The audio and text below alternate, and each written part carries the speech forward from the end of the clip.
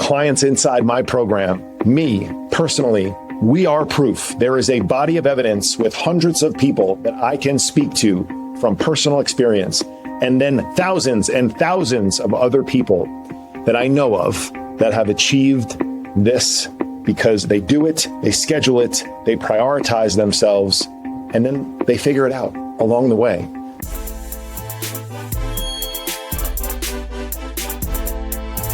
My name is Brian Pannuzzo. I help successful professionals build an elite body and mind without sacrificing work or time with their family. I know your life because I lived it for 20 years. If I can do it, so can you. If the hundreds of clients that I've worked with can do it, so can you. Welcome back to the show. This is the Success Lift Podcast. I'm your host, Brian. I appreciate you being back with me. This week, I want to talk about something that I've been talking to clients about over the last several months, all throughout the summer. As you know, we're coming to the tail end of the summer. Some of us are already back in work mode. Our kids are back in school. Others are still hanging on for dear life for a couple more days of summer. So if you're in that mode, please enjoy it. Please focus on you a little bit, schedule you a little bit, which is one of the core tenets of my program. As I mentioned last week in the 2-weeker episode, make sure you're finding some time for yourself. You're building some routines. The mistake, as I said last week, that I made for at least 10, maybe 15 years of my career, and the mistake that I see so many busy professionals make is that they believe that some of the things that they can do when they have more time aren't possible to do when work picks up, when life gets busy, when things get crazy, when it's crazy season, which we're about to enter another one in September, back to school, coming into the fall, heading into the fourth quarter, heading into holiday season. All of these things will keep normal people, in air quotes, normal people, away from doing what they truly want to do or know they need to do and believe for some reason that they can't. Now, just like I said last week, remember, you're not going to have this long 2-hour morning routine. You're not going to read for 90 minutes a day. You're not going to do meditation and yoga and interpretive dance to start your day off. You're going to have to go to work and grind. But I'm telling you, clients inside my program, me personally, we are proof. There is a body of evidence with hundreds of people that I can speak to from personal experience, and then thousands and thousands of other people that I know of that have achieved this because they do it, they schedule it, they prioritize themselves, and then they figure it out along the way. They use strategies like maybe in my program or in other great programs out there to make sure they stay accountable. They have expert guidance. They keep commitments to themselves. They check in regularly. These are all things that help keep us on track when life wants to throw us into the mixer and shake us up relentlessly. This week, one of the things that I've been talking about to clients now for the last several months, sorry, they get the good stuff first, is what we call in my program, life outside the bubble. And I noticed early in the summer, leading into the middle of July, and then started to really pound them with this over the last several weeks, that people get really busy in the summer. In some ways, it's harder to stay on track in the summertime than it is in the winter, especially for people who live where I used to, where many of my clients are from, in colder weather areas. I have a huge base of my clients in the Northeast, New York, New Jersey, Long Island, Connecticut, right? A little bit of Boston, some Chicago, some St. Louis, Seattle. A lot of these places, you tend to be seasonally moving around with the calendar. Now, I am fortunate to live in a place that doesn't really have seasons. And if you're somebody who says you'll miss the seasons, just spend a winter in Southern California. I promise you, you may miss one snowfall around Christmas, but you're probably not going to miss much else. Promise you. Okay? I used to say that dumb stuff too. Miss the seasons. I miss some fall golf every once in a while. I miss that Christmas snowfall, but I don't miss the middle of February, everyone. All right? So back to staying on track a little bit easier in the winter. There's less to do You're outside less. You're a little bit more hunkered down. You're not socializing at pool parties, the country club, at the beach club, going away as much. And so it's much easier. So what I noticed when my clients were checking in on a regular basis, which is what we do to stay on track and stay accountable. Every week they get accountable to me. They make commitments to themselves, and then they prepare for any known obstacles in their way. We call it our ACP. We do it every single week. And every week we ask people to look forward at the calendar for what's coming up in their life. And most of the time, we know what's coming up. We know what's happening. We know that life outside the bubble is far more regular than life inside our bubble. And what do I mean by inside the bubble? I mean that when conditions are perfect, people usually do a pretty good job, right? Clients of mine typically kill it when they're inside the bubble. Inside the bubble is Monday, Tuesday, and Wednesday with no client dinners. You wake up, you go to the gym in the morning, you go to work, you come home, your food is prepared, you're eating clean, you're feeling good about your progress. But then what happens? Thursday night dinners happen. Midweek travel happens. Weekend date nights, parties at the club, kids' activities, kids' sports. Just talked to a client today about being on baseball fields for 8 hours a day, being on lacrosse fields for 3-day, 4-day weekends. By the way, shout out to youth sports who cares not one bit about parents having to work during the summer with these like Monday, Tuesday, Friday tournaments. Like, what are we doing here? Youth sports. Like, people got to work. Right? And so we do well when things are easily controllable. And then when they're not, we struggle. And so we coined that phrase in my program, in the bubble and out of the bubble, because it was very easy for us to distinguish. Is this an in the bubble moment or is this an out of the bubble moment? And what every one of my clients realized is that, Jesus, we are outside the bubble way more than we'd like to think. And so what do we do? If we want great results, what do we do? Because we can't just chalk it up to things were not in my control. We can't just chalk it up to, I have to travel again. We can't just chalk it up to, I have 3 client dinners this week. We can't just chalk it up to the weekend is going to be crazy, because it always is. And so why not develop a plan to be able to succeed outside the bubble? So I want to give you some very tactical advice, some tactical action steps for you to be able to implement into your life today.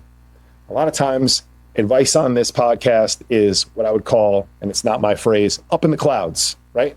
Up in the clouds. It's theoretical, it's motivational, hopefully it's inspirational. It pushes you to think a bit more about becoming the elite version of yourself, like we call it in my program, your elite self-image. We design who it is you want to become. Then we have the direct turn-by-turn actions in order to get there. And at any moment in time, you're able to check in with that version of yourself.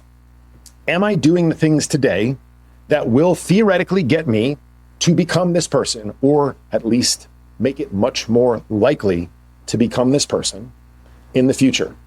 Or am I doing things that are in direct conflict with who it is I say I want to become? And so when we have that roadmap, we're able to put it into play. Now the problem becomes sometimes the in the bubble action steps don't work with the out of the bubble stuff. So we have to adjust. All right. So I'm going to give you some ideas. But before I do that, I need to say, as a coach, as your coach in this moment, you have decided to listen to my podcast. Therefore, by default, you have hired me for free to give you some advice. And if you don't want it, hit pause or fast forward or just stop listening, because I'm giving it to you because it's my podcast. All right. The first thing I have to say is that you can execute anywhere. If you wanted to, you can execute anywhere. Are conditions always the same? No, they're not. Are they easier in the bubble? Are they easier on Monday, Tuesday, and Wednesday?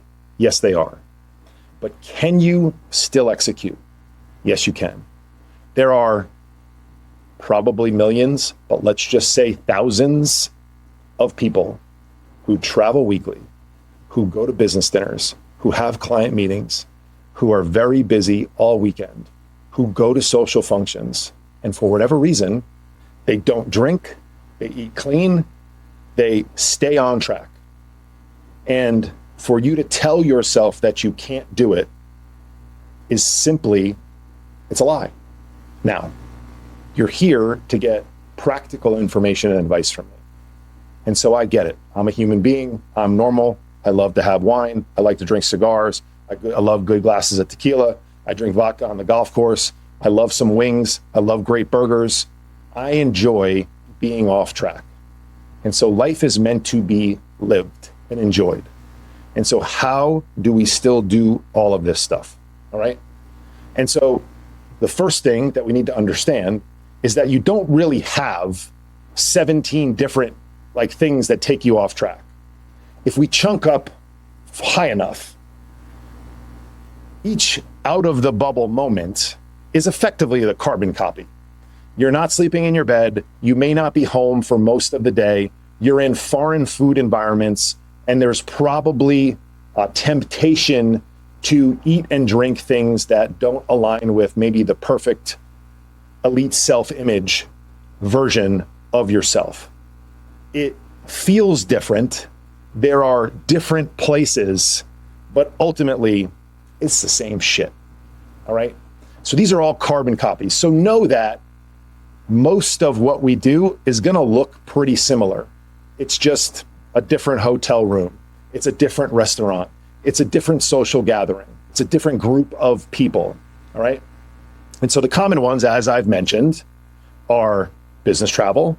They are weekend kids activities. It's work travel. It's client dinners, and it's other social stuff, we'll call it. Okay. And so you have to plan ahead. I just talked about our Sunday ACP, the check-in process that my clients go through every single weekend. And part of that ACP, I would argue, the most important part of that is the P, the preparation. People do not prepare, at least the people who are not in my program, do not prepare. Most of the time, if you sat down on Sunday and laid out your calendar, you would look and see that most of the trains coming down the tracks. You would know my son is an aspiring elite baseball player. You would know when the curveball is coming. You would know when the off-speed pitch is coming. You would be able to sit on that pitch as a hitter and be able to deal with it better than having no idea. You see, we act like that dinner on Thursday, the trip on Wednesday, the date night on Friday, and then the crazy weekend that some of us have. And by the way, those are very regular weeks for some of my clients. We act as if all of those are unknown to us and we're standing in the batter's box not having a clue what pitch is coming down. And most likely, 90% of the time, we know what pitch is coming. We know what's coming. And so why not prepare for it? You have to plan ahead. You have to know. You have to know if you can't get any gym sessions in Wednesday, Thursday, Friday. That means Monday and Tuesday is a freaking must. That means you have to schedule one Saturday and Sunday. Or we have to prepare for something in a hotel room. Maybe it's a body weight workout. Maybe it's a proper hotel gym. I have clients that travel regularly, and they travel to hotels specifically that have great gyms so that they can stay on track. They know where they're going to get their food from. They have meal prep services on the road that help them. They know where the nearest Chipotle is or the nearest Jersey Mike's is on a weekend when they're on a field all day. Because there's always a Chipotle and there's always a Jersey Mike's where you can get something reasonable in between a game. They know that they have their Yeti coolers, and I'm pointing to mine that I can see in my office right now. They know that they can take that with them for a long weekend or for a road trip to see different clients on the road all day over the course of the week. They know that these things are coming, so they plan for them. That's number one. Number two is typically Nothing happens at 5 in the morning. Typically, no meetings exist at 4:30 or 6:15 in the morning. And yeah, I get it. Sometimes you got to travel at that time. Sometimes there's something going on at that time. But for the most part, nobody's looking for you early in the morning. And so you need to capitalize on that time. You need to take advantage of it. If you're sleeping in or you're scrolling on your phone and you're letting the day take control of you before your first meeting or your first out of the bubble moment at 9 a.m., you're dead. So you need to get ahead of, just like we might get ahead of the week, we need to get ahead of the day, and we need to capitalize early in the day. The next thing that we need to focus on is where we're going. Are we outside the bubble at maybe a restaurant? Most restaurants have what they call websites on the World Wide Web. We may be able to log on to the website and look at the menu. And we may be able to make decisions about what tonight might bring from a business dinner perspective or an experiential moment perspective, and make a decision beforehand and see, okay, this one's going to be a doozy. This restaurant doesn't really have many great choices. I'm going to have to prepare more leading into this event the days before, the morning and the day of, and maybe the day after. If this is going to be a blowout dinner, a lot of alcohol, or maybe there is a good choice on there. Maybe I can just use the principles like we have inside my program in the restaurant ordering guide and the business traveler blueprint. These are all resources that my clients get access to, where you know that you can get a lean filet, shrimp cocktail, maybe a salad, have some of the sides. But like I tell my clients, don't be an a-hole. Have a couple glasses of wine. Don't let that waiter come over and refill you when it's half full every single time. Put your damn hand on it and say, when it's full, when it's empty, that's when I would like for you to refill it, please. So having some of these strategies in place is really, really helpful. Okay. So look at the menus beforehand, plan backwards. If you have an experiential moment, use that as the anchor and then plan backwards. Okay. The next thing is nobody, except when you're in my program, nobody sprints in to these moments. And so oftentimes, if activity for us picks up on Wednesday or Thursday, we just limp in on Monday and Tuesday, and we don't own the moments leading up to an event. We then limp out of the event right into another one. And then we chalk up a bad week to like 4 different things. And when we break down those 4 things, yeah, maybe one of them was all day travel, but the other 3 were like 2 to 4 hour events. And so, yes, I understand that we can do a lot of damage in 2 to 4 hours, but really, how much damage can we really do if we stay on track leading into the moment, leading into the out of the bubble, and then get right back to it? And so we don't own the transition. Clients in my program, I beat this into their heads. Own the transition. Sprint in to the events. Sprint out of your bubble. Once you get out, play defense, damage control. As much as you can, stay stable. Then when we're back in, we got to sprint again. We got to sprint. It doesn't matter if it's days or it's hours. If you have a client lunch and then a client dinner, you can own 2 p.m. to 6:30 p.m. Now, what does that look like? I don't know. Maybe that's making sure you don't eat any other snacks on the desk, hydrating yourself. Maybe it's getting a walk-in. Maybe it's getting a protein shake in before you go to the dinner, which is a little trick that people use so that they don't sit down 2 martinis deep and the breadbasket shows up and it's on, baby. Right? Like, there's a lot of different things that we can do. A lot of different things. You have to control the transitions. You have to sprint in, you have to sprint out. It doesn't matter if it's days or it's minutes. Promise you that will make a huge impact. Right? And the last thing that you can think about doing is having some go-to options. Simplify this stuff. When life gets busy, when life gets hectic, we got to strip away shit. We got to simplify. All right. You shouldn't be worried and even thinking about remotely what you're eating for like breakfast, in my opinion, unless you're going to a breakfast meeting. And still, you shouldn't even be thinking about it. You should get eggs, Greek yogurt, and some fruit, right? You should have things like Greek yogurt cups, core power milks, right? I mentioned Chipotle and Jersey Mike's for weekend kids activities or when you're on the road driving in a car, right? You should have my client travel and dinner playbook that you can get access to by clicking the link below in the show notes of this podcast. Brand new resource that I created for my clients and for people, showing you what to order at a steakhouse, at an Italian restaurant, at a sushi place, right?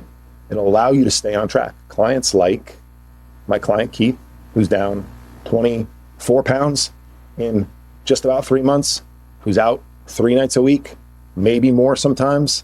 He's got a 2-hour plus commute. He's got a family. He's got kids. Clients like my client Dutch, who is jacked and shredded, who travels weekly for work, who, and this is a quote from him, I had 3 dinners this week. 2 are with professional drinkers. It's doable.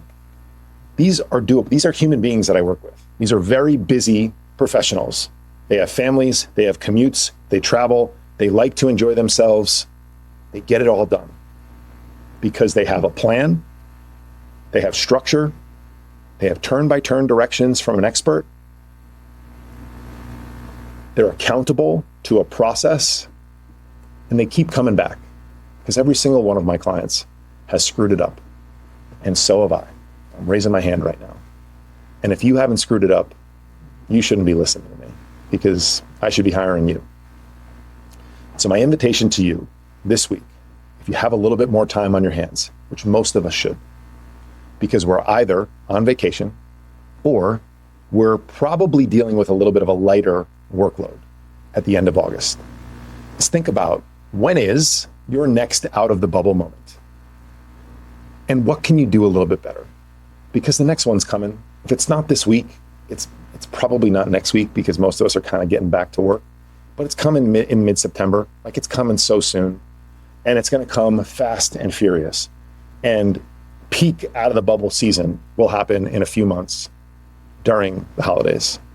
And so if you don't have a plan like this, you're going to end up doing what everybody else does, which is getting the case of the fuckets, just mailing it in sometime in late November or early December, and waking up, in air quotes, sometime around New Year's Eve and deciding that you need to change your life.